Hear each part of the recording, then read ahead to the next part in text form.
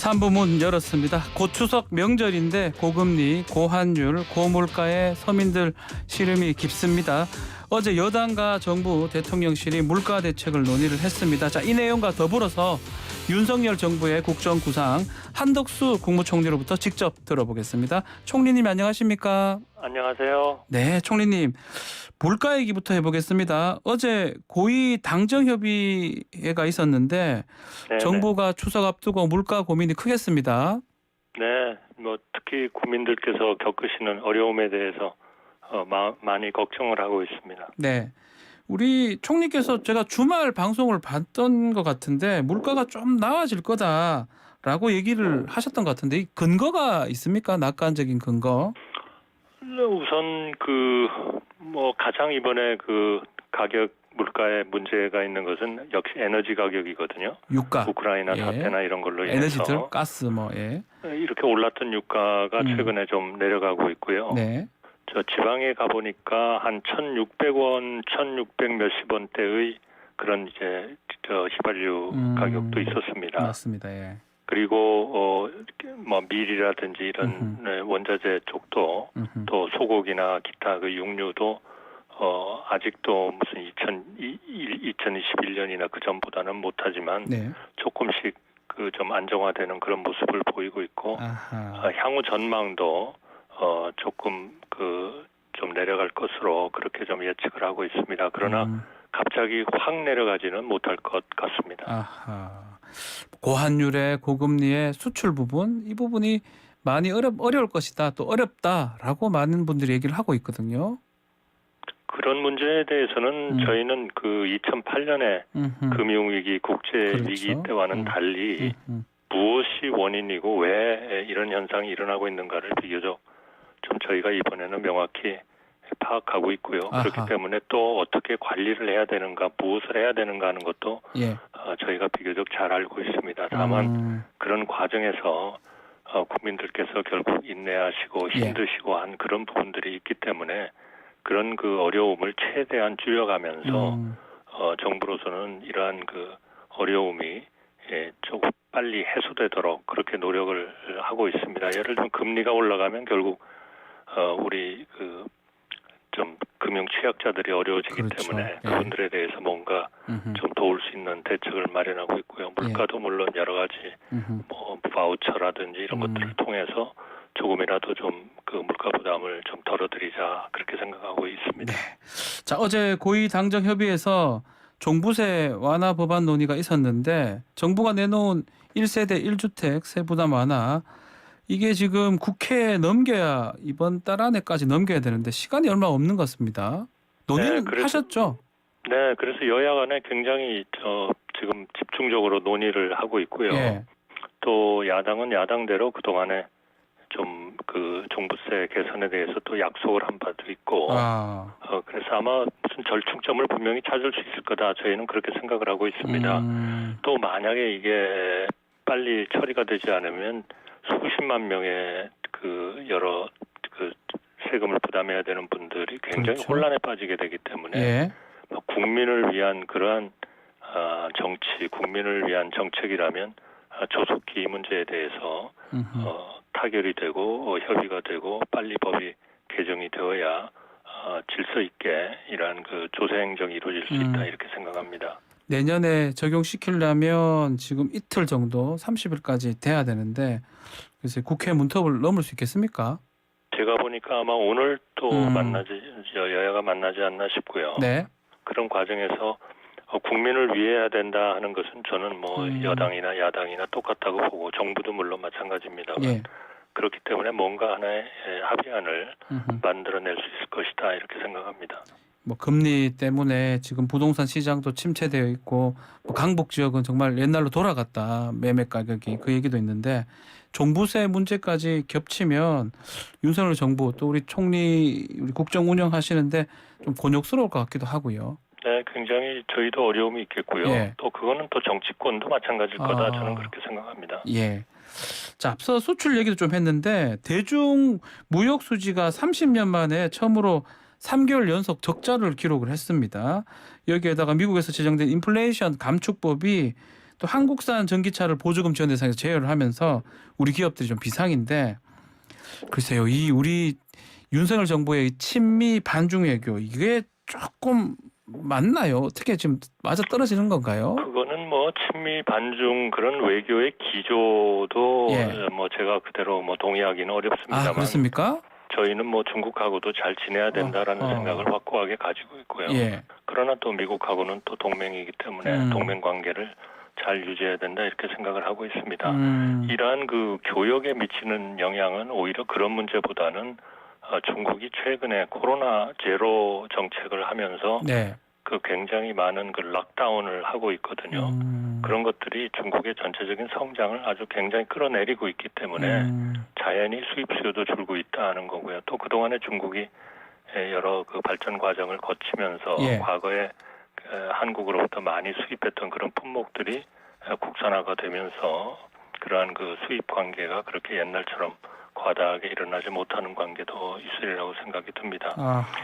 미국에 대해서는 예. 지금 그 전기차에 대한 보조금은 지금 미국의 순수하게 국민들의 세금을 가지고 보조를 해주는 거기 때문에 정부로서는 바이든 정부는 그러한 그 국민의 세금이라 하더라도 외국의 자동차 메이커한테도 우리가 줘야 된다. 이런 입장을 세우지 못하고 있는 거죠. 다소 그 점에서는 조금 보호주의적인 측면이 있다 이렇게 보겠고요. 예. 그렇기 때문에 이거는 하여튼 미국 정부하고 열심히 대화를 하고 아마 한국 정부의 대표단도 아마 곧 미국 쪽으로 가서 미국 정부하고 협의를 하지 않겠나 생각을 합니다만 네. 이러한 그 문제를 하여튼 한미 간의 정부 간에 충분히 협의를 하고 예. 뭐 필요하다면 다자적인 그러한 그 판단도 받아보는 것도 가능하다 저는 그렇게 생각합니다. 자, 외교 문제 마지막으로 일본 문제도 한번 여쭤보겠습니다. 특히 강제징용 배상 문제를 풀기 위해서 외교적 해법을 좀 어떤 것으로 고민하고 있습니까? 뭐 대의 변제 얘기도 나오고 있더라고요. 지금 어떤 방법으로 하겠다는 그 방침을 최종적으로 결정을 하지는 않은 상태고요. 네. 지금은 이제 그 이해 당사자 또 실제로 그런 피해를 보신 피해자들 뭐 이런 분들과 정부가 같이 하나의 위원회를 만들어서 좀 협의를 하고 있는 중입니다. 예. 그리고 또 그것이 어느 정도 좀 방향의 가닥을 잡으면 아마 일본하고도 협의를 하고 일본이 그러한 그 우리 피해자들이나 국민들의 생각에 맞도록 어떻게 좀 해야 되는가 하는 것도 아마 논의를 하게 되지 않나 싶습니다. 자, 해상 자위대 관함식은 일본이 초청을 했던데 우리도 가는 겁니까? 그거는 좀 국제관계나 뭐 여론이나 과거 사례나 이런 것들을 좀 종합적으로 검토를 해야 될 것으로 생각이 듭니다. 몇 번 우리가 그러한 그 관함식에 참여하고 또 참여하지 않고 한 그런 일들이 좀 있었습니다만 이것은 국민들의 여론을 좀 충분히 살펴야 되지 않나 그렇게 생각을 하고 있습니다. 좀 전에 뭐 다자적 판단으로 국제적으로 말씀하셨는데 혹시 WTO 제소 같은 것도 좀 생각을 해보시는 건가요? 그 관함식 문제인가요? 아니면 이번에 수출 규제 문제인가요? 예, 수출 규제 관련해서요. 수출 규제 관련해 가지고는 이미 WTO에 지금 제소가 돼 있고요. 네. 그러니까 그 제소돼 있는 것을 이러한 규제를 철폐하는 것하고 같이 좀 연결이 돼 가지고 네. 아마 처리가 돼야 되지 않나 그렇게 생각을 하고요. 예. 우리 정부는 일본의 수출 규제가 저희는 부당하다고 생각하고 조속히 좀 철회를 해달라 그렇게 지속적으로 요구를 하고 있습니다. 네. 자, 대통령실 얘기를 좀 여쭤보겠습니다. 내부 감찰이 지금 이루어져 있다고 보도가 많이 되고 있는데 여러 가지 얘기가 있습니다. 정부 출범 100일 만에 이런 감찰이 있는 게 이례적이기 때문에 어떤 목적인가 또 어떤 얘기가 나오고 있는지 궁금합니다. 제가 그 대통령실의 어떤 인사나 관찰의 문제에 대해서 제가 정확히 알고 있다고 보기는 어렵겠습니다만 일반론적으로 얘기를 하면 어느 조직이나 항상 그 조직이 가장 효율적으로 또 잘 운영되기 위해서 항상 그러한 평가는 계속되고 있는 거죠. 그러니까 그거는 뭐 기간이 짧으니까 검토할 수 없다든지 그런 것은 아니라고 봅니다. 하여튼 그 어느 시점이든지 지속적으로 그러한 조직에 대한 평가를 하고 조직원에 대한 평가를 하고 예. 거기에 따라서 적절한 필요한 조치나 이런 것들을 하는 것은 일상적이다. 저는 오히려 그렇게 생각을 하고 싶습니다. 추석 전에 비서관급 인사 한 10여 명 대대적인 개편이 있을 수도 있다라는 보도가 있던데요. 저는 그 문제에 대해서는 정확히 제가 알고 있다고 말씀드리기는 어렵고요. 그러한 그 상황들은 항상 어느 조직이나 있을 수 있다. 네. 그렇게 생각을 합니다. 자, 윤석열 대통령 부부가 31일 날 한남동 관저에 이제 입주하는 거는 확정이 된 겁니까? 저는 곧 입주를 하신다 하는 얘기는 알고 있습니다만 정확히 어느 날이다 이렇게는 제가 좀 말씀드리기가 좀 적절하지 않은 것 같습니다. 제가 잘 알고 있지 못합니다. 예. 보도는 이제 이달 말이라고 했길래 제가 질문을 드린 거고요. 아마 그럴 가능성도 상당히 있겠죠.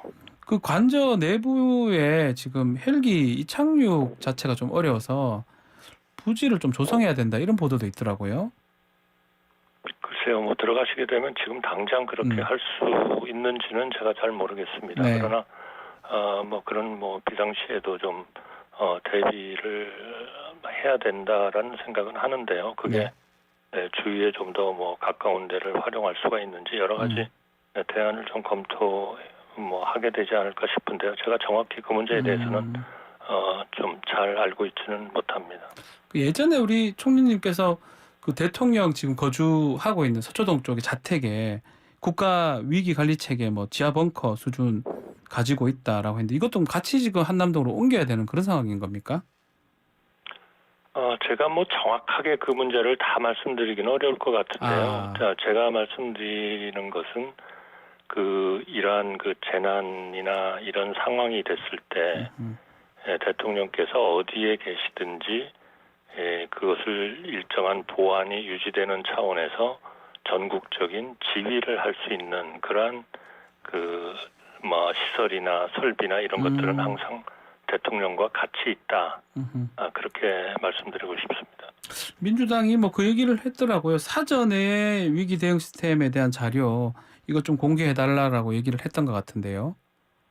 어떤 자료죠? 사저의 벙커라든지 국가 위기 대응 시스템. 굉장히 좀 하나의 좀 밝히기는 어려운 상황들이겠죠. 그거는 재난에 대응하는 것도 있겠지만 또 안보상 위기 상황에 대해서 대응하는 그런 기능도 아마 상당 부분 같이 할 거기 때문에 그런 것들을 자세하게 알리는 거는 조금 어려울 것 같습니다. 네. 자, 민주당 얘기도 질문 한번 드려보겠습니다. 어제 전당대회가 끝났고요. 이재명 당대표가 선출이 됐는데 정부 입장에서는 좀 일을 좀 제대로 하려면 야당 협조가 지금 필수적인 상황인데 계속 영수회담이든 어떻든 좀 만나야 되는 거 아니냐 이런 얘기가 있긴 하더라고요. 그 부분 총리께서는 어떻게 보십니까? 우선 새로운 대표의 선출에 대해서는 저는 환영을 드리고요. 제가 물론 찾아뵙기도 할 거고요. 찾아뵙는다고요? 제가 찾아뵈야죠, 당연히. 찾아뵐 거고요. 또 혹시 날짜를 정하신 건 아니죠, 아직까지? 아직 안 정했습니다. 이제 어제 막 선출이 되셨기 때문에 오늘 중으로 비서실하고 제가 협의를 하려고 하고 있고요. 지금 방금 말씀하신 대로 정말 야당의 협조가 없이는 이 정부가 제대로 된 미래에 대비하는 게 불가능하거든요. 하여튼 그런 좀 당연히 같이 일하고 협치하고 그리고 서로의 국가에 대한 기여를 서로 공유하고 하는 일들을 계속 해야 할 것으로 그렇게 생각이 듭니다. 대통령께서는 좀 이재명 대표 만나는 거 그런 부분 좀 고려가 되고 있을까요? 저는 적절한 시기에 그렇게 하시지 않을까 생각이 듭니다. 물론 제가 아직 대통령께 직접 확인은 한 사항은 아닙니다만 평소에 대통령님의 생각은 결국 야당하고도 잘 협조를 해야 된다 이렇게 생각을 하시기 때문에 사안과 분위기나 이 시기나 이런 것들을 보셔가지고 저는 충분히 그렇게 하실 수 있을 것이다 이렇게 생각합니다. 어제 이재명 대표가 했던 얘기 중에 좀 대선에서 냈던 공약이 윤석열 후보 또 이재명 후보 비슷한 게 되게 많았다. 예, 맞습니다. 같이 추진하자고 하더라고요. 그래서 제가 여러 번 말씀드렸습니다마는 여야 간에 공통으로 생각하고 있는 게 많기 때문에 그런 부분에 대해서는 좀 속도감 있게 뭔가 결정을 하자 하는 것들이 많죠. 이번에 종부세 같은 것도 바로 예. 민주당에서 그동안에 주장하던 내용들이 사실 담기고 같은 분야도 많거든요. 네. 그러니까 그런 부분들을 찾으니까 굉장히 많아요. 그래서 하여튼 그 부분은 저희가 하여튼 야당하고 충분히 좀 잘 협의를 해서 네. 빠른 시일 내에 우선 그렇게 공통적인 것부터 좀 해결을 하는 식으로 그렇게 좀 협의를 드리려고 하고 있습니다. 다만 걱정인 게 지금 여당 상황이에요. 여당이 지금 리더십이 지금 부재 상황으로 봐야 될 것 같은데 대통령실이나 정부에서 지금 여당 상황 예의주시하고 있는 겁니까? 어떻게 보고 계십니까? 정부로서도 당연히 관심을 가지고 지켜보고 있죠. 예. 그리고 이제 일정한 뭐 소정의 절차를 밟아서 저는 뭐 당연히 여당도 필요한 조치들이 다 이루어질 걸로 저는 기대를 하고요. 예. 또 그것이 꼭 필요하고 그러나 이제 당장 저희가 당정 협의를 한다든지 또는 그 여당의 국회의원들이 각 상임위원회에 들어가서 일을 하는 거라든지 하는 것들은 예. 당장 뭐 지장이 있는 것은 아니지 않는가 이렇게 생각을 해서 정부와 그런 그 여당의 국회의원들과 충분히 협조를 하고 필요한 것은 뭐 당정회의 같은 것을 통해서 계속 긴밀하게 협의를 해나갈 그런 생각입니다. 네. 자, 이제 총리께서 이제 국무총리직 수락하셨을 때 공직 생활 중에 뭐 못다 이룬 개혁에 대해서 이제 고민이 있었다라고 말씀을 하신 바가 있는데 지난 100일입니다. 100일 좀 지났는데 그 꿈을 조금 많이 이뤘습니까? 저는 뭐 상당히 여러 분야에서 바탕은 지금 단단히 하고 있다. 예. 저는 그렇게 생각합니다. 지금 전체적인 국내 여건이 너무 달라졌기 때문에 지정학적인 문제라든지 미중 간의 문제라든지 공급망의 문제라든지 코로나 이후의 이 경제의 어떤 운영 상황이라든지 세계화의 문제라든지 또 국내적으로 보면 이 불균형의 문제 또 낮은 출산율의 문제 또 MZ들에 대한 좀 희망을 저희가 주는 문제 이런 것들이 굉장히 복합적으로 엉켜 있어서 네. 향후 5년 정도에 우리가 이 문제를 해결을 하면 선진국으로 갈 거고요. 해결하지 못하면 결국 정체하고 말 거다 하는 위의식을 가지고 있습니다. 그동안에 하여튼 투자 주도로 좀 이렇게 높은 생산성이 있는 경제를 만들어보자 해서 규제개혁이라든지 과거처럼 이렇게 보조금에 의존하지 않고 자유로운 혁신을 통해서 이런 걸 이루어보자. 그러면서도 그런 과정에서 어려워지는 사회적 약자에 대해서 보호도 확실히 하고 또 산업정책의 근간을 좋은 인재를 양성한다 하는 쪽으로 저희가 전환을 하고 또 재정의 건전성을 확보하고 외교 국방을 튼튼히 하고 뭐 이런 우리가 향후 정말 사랑받고 강력한 어떤 세계의 하나의 그 플레이어가 되기 위한 그런 기반들을 닦기 위해서 100일간 뭐 쉼없이 달려왔다 그렇게 생각합니다. 자, 어제 페이스북 제가 좀 보니까 초심을 잊지 않겠다. 국민 위한 마지막 봉사 열심히 뛰겠다라고 했는데 이 국민들이 현재 윤석열 정부의 정책 방향에 대해서 잘 모른다는 여론이 좀 많습니다. 이 방향 제시를 어떻게 하면 좋을까요? 네, 그 부분은 저희가 참 좀 아쉽게 생각하고 또 반성도 하는 그런 부분입니다. 네. 결국 그 좀 더 국민들의 눈높이로 국민들의 그 다가가는 그러한 그 설명도 해야 되고 내용도 충실하게 더 좀 다잡아서 잘 만들어야 되겠다 그렇게 생각을 합니다. 자, 끝으로 좀 국무총리로서 추석도 앞두고 있고요. 국민들한테 좀 말씀 한번 부탁드리고 마무리를 하겠습니다. 네, 국민들 여러분께서 지금 물가라든지 또 금리 상승 이런 것들이